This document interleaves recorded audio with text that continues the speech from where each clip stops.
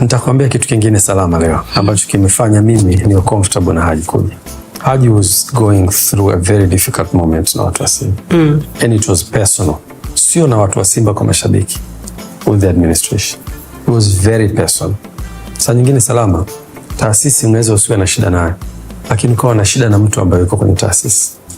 Kwa Haji naweza kusema it was the right time sisi kumchukua kwa sababu alikuwa na issues na Simba. Haji mimi naamini asingeweza kuja Yanga katika hali ya kawaida.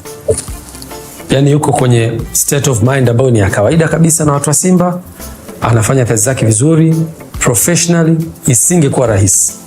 Honestly speaking, msaada wake mko mkubwa sana kwetu. Wana Yanga wote wana appreciate uwepo wake kwenye club. Contribution yake it's very professional. Kwa hiyo tuko ki professional zaidi, sio kimapenzi. Haji mapenzi na Yanga ya Simba yashakufa. Nitakwambia ukweli. Sasa hivi napenda Yanga kuliko mimi.